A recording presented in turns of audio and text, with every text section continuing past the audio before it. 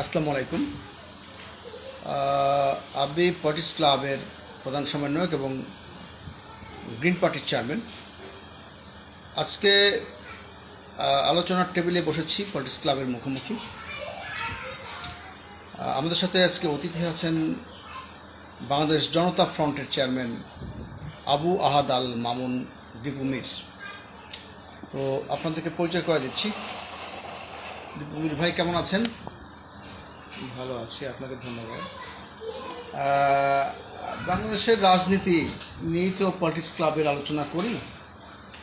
এক একজন এক এক রকম কথা বলে। কোন দিকে যাচ্ছে বাংলাদেশের রাজনীতি? চারিদিকে যখন মব জাস্টিস, চারিদিকে যখন ধর্ষণের উৎসব, সেই সাথে অনেক আলোচনা চলছে। ধর্ষণের শাস্তি কী হবে? কেউ বলে প্রকাশ্যে শাস্তি হতে হবে ফাঁসি, কেউ বলে অপ্রকাশ্যে, কেউ বলে দ্রুততম সময়ের মধ্যে, কেউ বলে একটু যদি ধর্ষিতা বেঁচে থাকে তাহলে যিনি ধর্ষণ করেছেন তাকে তার মানে যেই মরণাস্ত্র যেটা দিয়ে ধর্ষণ করেছে সেটা কেটে দাও। কেউ বলছে যদি মারা যায় ধর্ষিতা তাহলে তাকে মাটিতে পুঁতে মেরে ফেলো, এরকম নানান কিছু। কিন্তু আমি অবশ্য আমার ব্যক্তিগত মতামত দিয়েছি যে প্রকাশ্যে ফাঁসির দরকার নেই, আদালতের মধ্যে জেলখানায় ফাঁসি দেওয়াই ভালো। জনগণ আসলে উচ্ছৃঙ্খল হয়ে যাবে, তাই মানে একটা এক ধরনের প্রতিহিংসা পরায়ণ হয়ে যাবে। তো সব মিলিয়ে সুশাসন আনতে হলে একটা নির্বাচিত প্রতিনিধির হাতে দেশের ক্ষমতা থাকা উচিত। কী বলেন আপনি কী বলবেন দেবু মির ভাই? আপনার কথা শুনছেন আহসানুল্লাহ, অ্যাডভোকেট কাইয়ুম খান। ধন্যবাদ। জি, আপনি আসলে সমসাময়িক বিষয়ে যে কথাগুলো বলেছেন, যে বিষয়গুলো এগুলো সঠিকতা আছে। মব জাস্টিস দেখেন কখন এগুলো হয়, দীর্ঘদিন যখন মানুষ শোষণ, নির্যাতন, নিষ্পেষণের। আচ্ছা, আপনি ফোন ধরেন, ফোন আছে। কথা বলছিলাম আবু আহাদ আল মামুন দীপু মির, চেয়ারম্যান বাংলাদেশ জনতা ফ্রন্ট। আমাদের আজকে লাইভ পলিটিক্স ক্লাবের মুখোমুখি শুনছিলেন আহসানুল্লাহ, অ্যাডভোকেট কাইয়ুম খান উঠান। আপনাদেরকে শুভেচ্ছা বলছিলেন দীপু মির। আমি সবাইকে শুভেচ্ছা জানাচ্ছি। দেখেন, যখন মানুষ শোষণ, নির্যাতন, নিষ্পেষণ কবলে পতিত হয়, তখন ফোন ধরেন, যদি সে ফোন ধরেন, সমস্যা নেই। আমাদের একটু সাহায্য করবেন আহসানুল্লাহ ভাই এবং অ্যাডভোকেট কাইয়ুম খান উঠান ভাই, যে আমাদের কথা শোনা যাচ্ছে কিনা, যদি কোনোভাবে একটু সংকেত দিতেন, যে একটু লাইক দিয়ে বা আপনি যদি আপনাদের সাহায্য করতেন বলে যে আমাদের কথাকে শোনা যাচ্ছে কিনা। কারণ একটু মাঝে মাঝে আমাদের সাউন্ড শোনা যায় না। একটু যদি আমাদেরকে বার্তা পাঠান যে হ্যাঁ শোনা যাচ্ছে, তাহলে আরও ভালো হবে বলছিলেন দীপু মির ভাই। যখন মানুষ বিচার পায় না, বিচারের জন্য দাঁড়ে দাঁড়ে কাঁদে, সামাজিক নির্যাতনের শিকার হয়, সর্বোপরি সমস্ত প্রশাসনিক অর্গান যখন ধ্বংসপ্রাপ্ত হয়, তখন মানুষ জেগে ওঠে। আচ্ছা আচ্ছা, যার কারণে আপনারা দেখেছেন বিগত জুলাই আগস্টের ছাত্র জনতার গণবিপ্লব, হ্যাঁ, এটা কিন্তু মানুষের ক্ষোভের বহিঃপ্রকাশ। আমাদের দেশে বৃহৎ দল আছে, কিন্তু তারা এই অভ্যুত্থানের নেতৃত্ব দিতে পারে না। আচ্ছা আচ্ছা, জনগণই সিদ্ধান্ত নিয়েছে, যুবক, ছাত্র জনতা, এমনকি শিশু যে গণ অভ্যুত্থানে অংশগ্রহণ করেছে। আপনারা জানেন অনেক শিশু মারা গেছে, ছাত্র, যুবক, জনতা, সর্বশ্রেণীর মানুষ নিহত হয়েছে।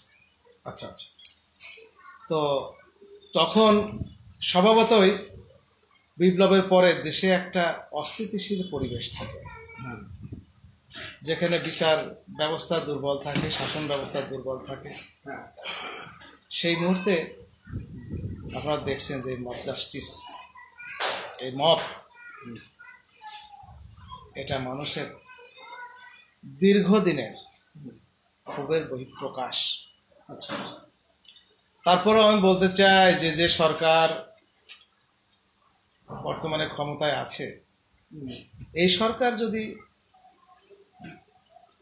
ক্ষমতায় না থাকতো, বিশেষ করে ডক্টর মোহাম্মদ ইউনূস মাননীয় প্রধান উপদেষ্টা, জি, তাহলে এই দেশকে কন্ট্রোল করা আরো কঠিন হয়ে যেত। আমরা যেটা দেখছি, এই সরকারের উপর বহির্বিশ্বের আস্থা আছে।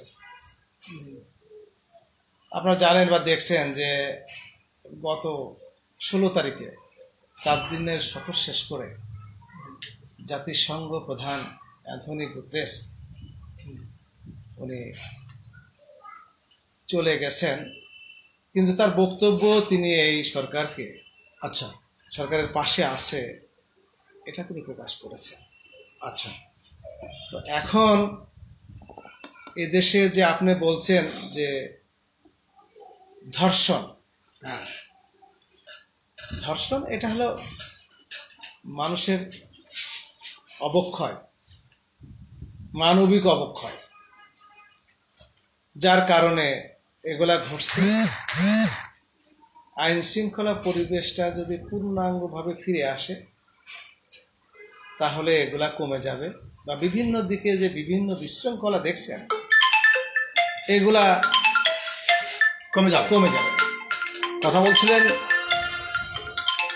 দীপু মীর, একটু পরে কথা বলছি। বাংলাদেশ জনতা ফ্রন্টের চেয়ারম্যান আবু আহাদ আল মামুন দীপু মীর। আমাদের কথা শুনছেন আহসানুল্লাহ, অ্যাডভোকেট কাইয়ুম খান উঠান এবং মোহাম্মদ হাসান। হাসান ভাই কেমন আছেন? জি বলেন দীপু মীর ভাই। দেখেন, এই যে একটা রোজা, আমরা বিগত দিনে দেখেছি যে রোজার সময় দ্রব্যমূল্যের দাম চরম আকারে বৃদ্ধি পায়।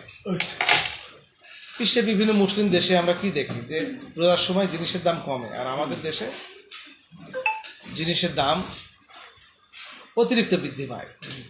তো এই সরকারের আমলে আমরা একটা জিনিস দেখছি যে সব কিছু জিনিসেরই স্থিতিশীলতা আছে, প্রায় হয়তো কিছু কিছু জিনিসের দাম বৃদ্ধি আছে, যেমন চালের দামটা একটু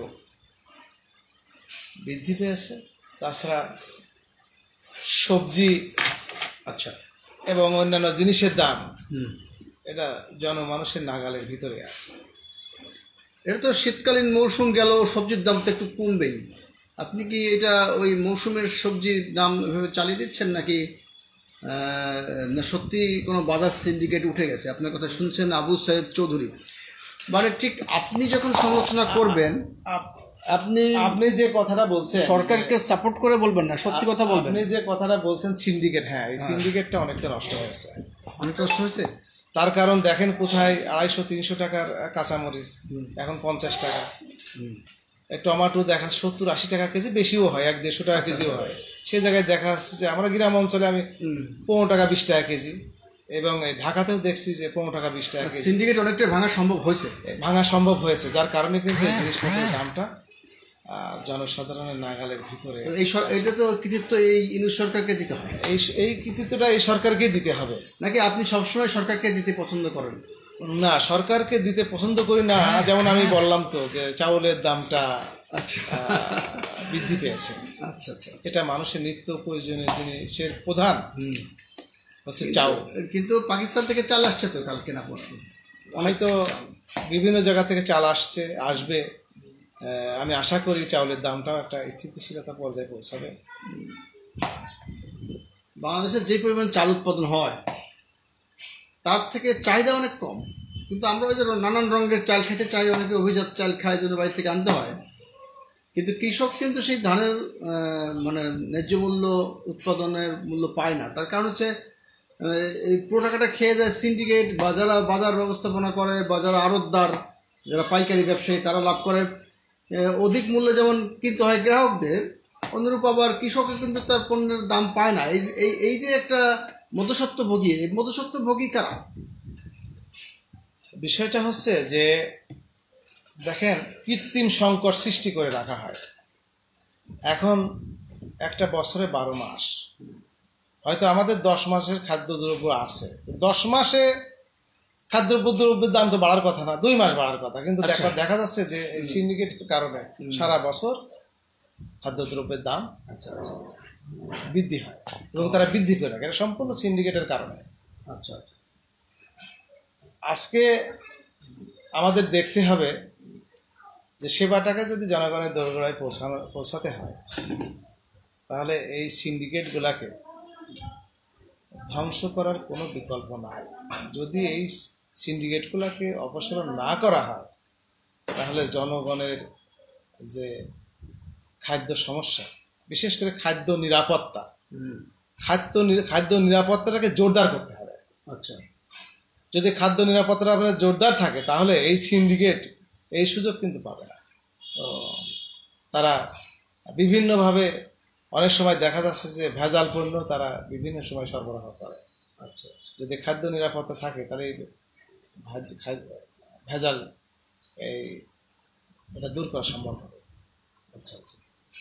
তো আসুন আমরা আলোচনা শেষ করব। আমাদের পরবর্তী অতিথি ইতিমধ্যে এসে পড়েছেন, আপনার কথা শুনছেন। আহসানুল্লাহ, অ্যাডভোকেট কাইয়ুম খান উঠান, মোহাম্মদ হাসান, মোসলেউদ্দিন, আবু সৈয়দ চৌধুরী। আগে থেকে আমাদের দর্শক সংখ্যা বেড়েছেন। কথা বলছিলেন দীপবীর। উনি বাংলাদেশের এই সরকারকে অনেক বেশি প্রশংসা করছেন। তারপর উনি সবসময় মব জাস্টিসের বিরুদ্ধেই আছেন। আগের সরকারকেও অনেক লাইনে আনার চেষ্টা করেছেন, কিন্তু লাইনে আনতে পারেননি, যার কারণে জনগণের উত্তাল আন্দোলনের মুখে সরকার পতন হয়েছে। আবু আহাদ আল মামুন দীপমীর, আপনাকে অসংখ্য ধন্যবাদ। চেয়ারম্যান বাংলাদেশ জনতা ফ্রন্ট, আপনাকে অসংখ্য ধন্যবাদ এবং জনগণকে ধন্যবাদ। আপনার এই মিষ্টি হাসি লেগে থাকুক আমাদের সোশ্যাল মিডিয়ায়। আমরা নেটিজেনরা খুবই খুশি আপনি আমাদের স্টুডিওতে এসে পলিটিক্স ক্লাবের মুখোমুখি অনুষ্ঠানে যোগ দিয়েছেন।